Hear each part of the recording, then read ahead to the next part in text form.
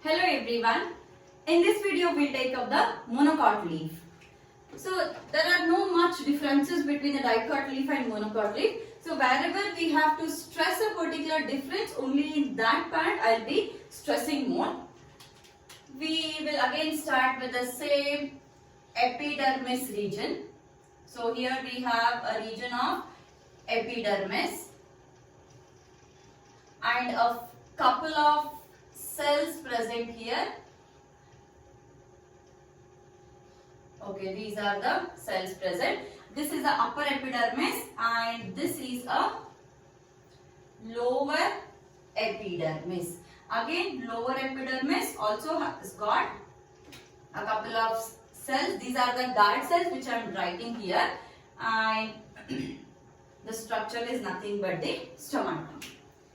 Now, let's first label it. The upper epidermis, it is called as adaxial layer. Lower epidermis, it is called as abaxial layer. And this is a stomata, and these cells are some specialized cells called as bulliform cells. Bulliform cells. And here we have the cells. Now, this is the upper epidermis, lower epidermis. Coming to the ground tissue part, we don't have a cortex or the pericyclium or differentiation. Directly it is the ground tissue only. So here the ground tissue is all filled with the mesophyll cells. But like dicot leaf, here there is no differentiation of the mesophyll into a palisade and the spongy mesophyll cells.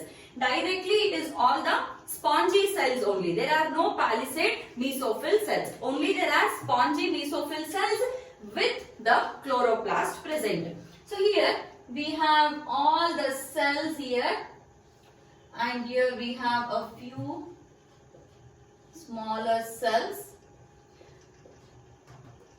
These are all the cells present. And in between we have a layer of, we have the vascular bundles. These are the xylems present, and we have all the phloem cells around it. All the complete layer of phloem cells only.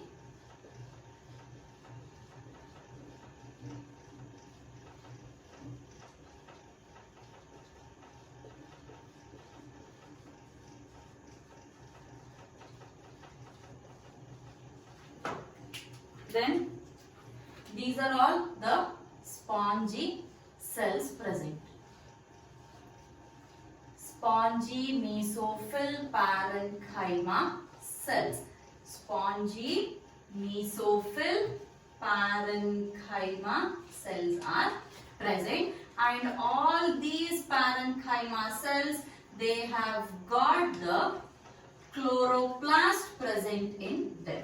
Okay, so here we have chloroplast. I'm just going to write this in any one or two cells. Like this, it is all the chloroplast present. Okay guys, so there is a request from many students that I have to take the classes in Kannada also. See, frankly speaking, if I take the complete class in Kannada, then probably a few students who are outside the Karnataka may not be able to understand the class. So since English is a common language, I am using this language, but of course at the same time, let me explain every concept in some minimum Kannada language also. But of course, students who are outside the Karnataka, there is no need to get disheartened, because I will be teaching it in English only. Here and there, the same explanation what I have given in the English, I will also be giving it in the Kannada also. So for example, so this is the structure of a monocot leaf, which I have explained it in English now. The same thing I am just explaining it in Kannada also. But the biological terms or the scientific terms will be in the English only. That I cannot really translate into the Kannada, okay, because you have to write the words or you have to know the words in English only. ನಾವು already dicot leaf ಅನ್ನ last class ಅಲ್ಲಿ ನೋಡಿದೀವಿ and ಇವಾಗ monocot leaf ನೋಡ್ತಾ ಇದೀವಿ. And dicot leaf ತರನೇ monocot leaf ಅಲ್ಲೂ ಕೂಡ ವಿ ಹ್ಯಾವ್ ದ ಅಡಾಕ್ಸಿಯಲ್ ಸರ್ಫೇಸ್, ಅಂದ್ರೆ ಅಪರ್ ಎಪಿಡರ್ಮಿಸ್ ನ ಅಡಾಕ್ಸಿಯಲ್ ಸರ್ಫೇಸ್ ಅಂತ ಹೇಳ್ತಾರೆ, ಲೋವರ್ ಎಪಿಡರ್ಮಿಸ್ ನ ಅಬಾಕ್ಸಿಯಲ್ ಸರ್ಫೇಸ್ ಅಂತ ಹೇಳ್ತಾರೆ. ಅಪ್ಪರ್ ಎಪಿಡರ್ಮಿಸ್ ಮತ್ತು ಲೋವರ್ ಎಪಿಡರ್ಮಿಸ್ ಮಧ್ಯದಲ್ಲಿ ಇರೋ ಸೆಲ್ಸ್ ಯಾವುದು ಅಂತಂದ್ರೆ ಮೀಸೋಫಿಲ್ ಸೆಲ್ಸ್. ಇಲ್ಲಿ ಕಾರ್ಟೆಕ್ಸ್, ಪೆರಿಸೈಕಲ್, ವ್ಯಾಸ್ಕ್ಯುಲರ್ ರೀಜನ್ ಅಂತ ಡಿಫ್ರೆನ್ಸಿಯೇಷನ್ ಇರೋದಿಲ್ಲ.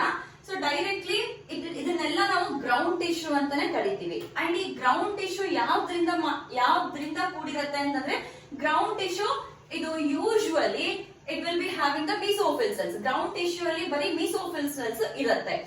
ಯಾವ ತರ ಮೀಸೋಫಿಲ್ ಸೆಲ್ಸ್ ಇದೆ ಮೊನೊಕಾಟ್ ಲೀಫ್ ಅಲ್ಲಿ ಅಂತಂದ್ರೆ ಇದರಲ್ಲಿ ಬರೀ ಸ್ಪಾಂಜಿ ಮೀಸೋಫಿಲ್ ಸೆಲ್ಸ್ ಮಾತ್ರ ಇರುತ್ತೆ. ಇದು ಸ್ಪಾಂಜಿ ಮೀಸೋಫಿಲ್ ಲೇಯರ್. ಈ ಸ್ಪಾಂಜಿ ಮೀಸೋಫಿಲ್ ಮಧ್ಯದಲ್ಲಿ ಏನಿದೆ, ಇಲ್ಲಿ xylem ಇದೆ, ಇದೆಲ್ಲ ಫ್ಲೋಯಂ ಸೆಲ್ಸ್. ಓಕೆ, ಈ ಪ್ರತಿಯೊಂದು ಮೀಸೋಫಿಲ್ ಸೆಲ್ಸ್ ಅಲ್ಲಿ ಕ್ಲೋರೋಪ್ಲಾಸ್ಟ್ ಪ್ರೆಸೆಂಟ್ ಇದೆ. ಕ್ಲೋರೋಪ್ಲಾಸ್ಟ್ ಎಲ್ಲಿರುತ್ತೆ? ಹಿಂದಿನ ಕ್ಲಾಸ್ ಅಲ್ಲಿ ಹೇಳಿದಂಗೆ ಕ್ಲೋರೋಪ್ಲಾಸ್ಟ್ ಈ ಪೆರಿಫೆರಲ್ ರೀಜನ್ಸ್ ಅಂದ್ರೆ ಇಲ್ಲಿ ಹೊರಗಡೆ ಭಾಗದಲ್ಲಿ ಇರುತ್ತೆ. ಯಾಕೆ ಹೊರಗಡೆ ಭಾಗದಲ್ಲಿ ಇರುತ್ತೆ ಅಂತಂದ್ರೆ ಲೈಟ್ ಅಬ್ಸಾರ್ಪ್ಷನ್ ಈಸಿ ಆಗ್ಲಿ ಅಂದ್ಬಿಟ್ಟು ಹೊರಗಡೆ ಭಾಗದಲ್ಲಿ ಕ್ಲೋರೋಪ್ಲಾಸ್ಟ್ ಅರೇಂಜ್ ಆಗಿರುತ್ತೆ. Now we have some specialized cells in the monocot leaf. ಈ ಸ್ಪೆಷಲೈಸ್ಡ್ ಸೆಲ್ಸ್ ಬರೀ ಮೊನೊಕಾಟ್ ಲೀಫ್ ಅಲ್ಲಿ ಮಾತ್ರ ಇರುತ್ತೆ. And these specialized cells are called as the bulliform cells. So what are these bulliform cells? See, these are the cells which actually help a plant during the stress condition. Usually what happens, these bulliform cells, they absorb the water. They absorb the water and they swell up like this. See, for example, if these are the bulliform cells. Now these bulliforms, one bulliform cell and second bulliform cell. These bulliform cells, when they absorb water, they swell up. And when they swell up, they open like this. They get opened like this. Again, when the water moves out of the bulliform cell, that is when they get flaccid, again these cells will be closed. So bulliform cells, they are present on the epidermis here, and whenever the cells they absorb water, they become turgid and they open. Whenever these cells they lose the water, they become flaccid. In that case, they usually get closed like this. And how is this mechanism happening? See, we will illustrate this with a simple piece of paper. Here we have a piece of paper and let's imagine this is a monocot leaf. Now, here are the bulliform cells present like this. These bulliform cells, what happens is, when they swell up, okay, generally they are present like this. When they swell up, what happens? They become erect, they swell up like this and they open like this. But when they lose water during the stress conditions, plant will be undergoing the scarcity of water, so it needs more amount of water somehow, and these bulliform cells are having water inside them, and this water inside the bulliform is of no use to the bulliform cell. That is only for the opening of the cell. Hence, what the plant does is, it will withdraw the water from the bulliform cell. When it withdraws the water, the one which is in this condition, when it withdraws, the cells become flaccid. When they are becoming flaccid, they are shrinking like this. These cells are getting shrunk like this.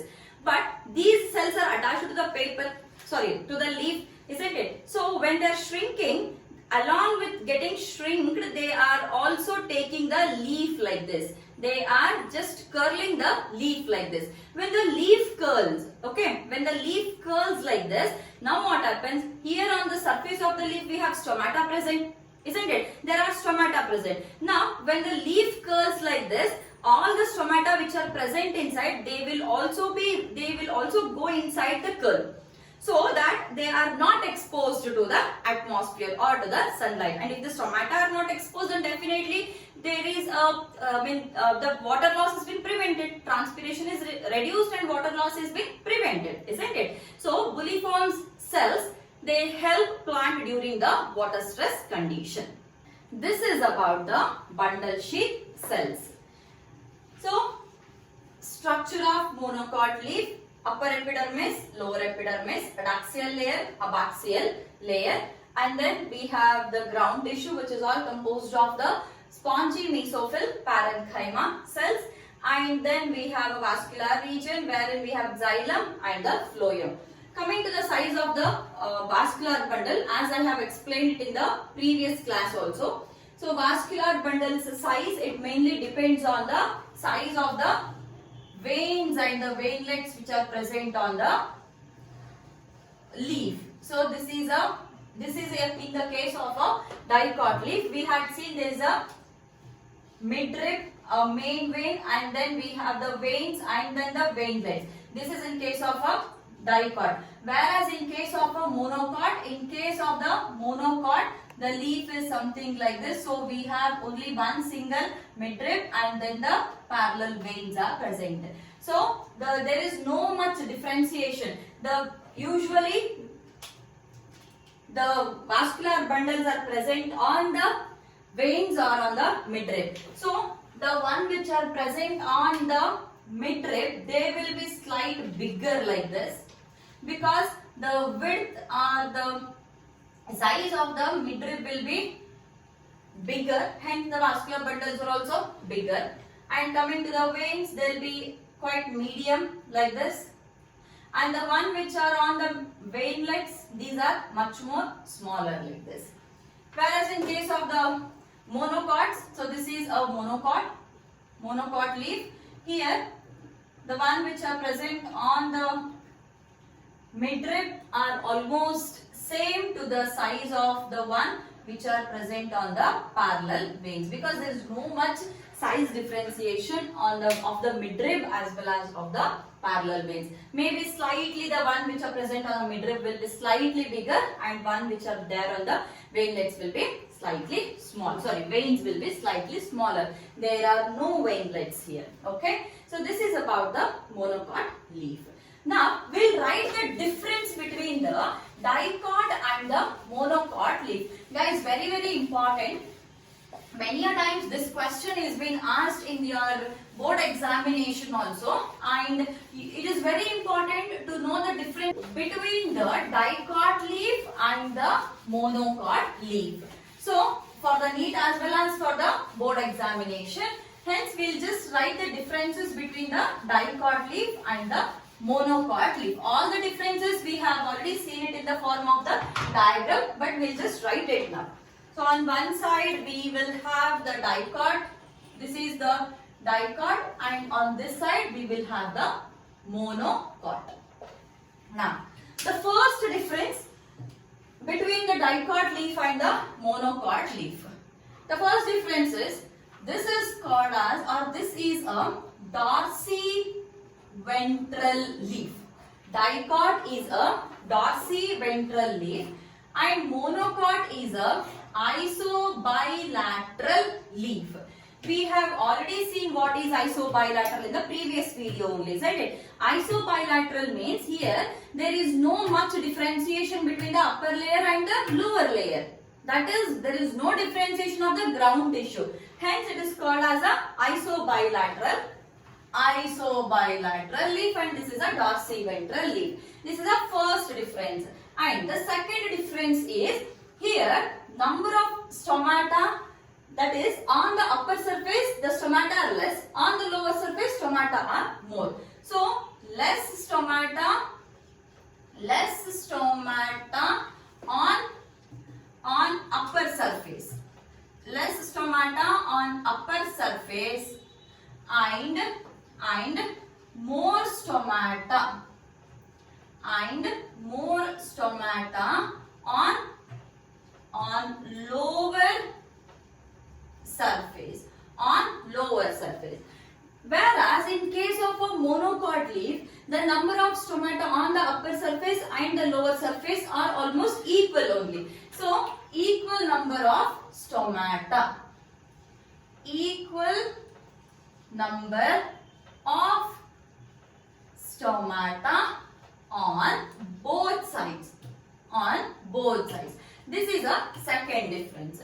Then coming on to the third difference. Here there is differentiation of the ground tissue into the palisade and the spongy cells, isn't it? So the ground tissue is made up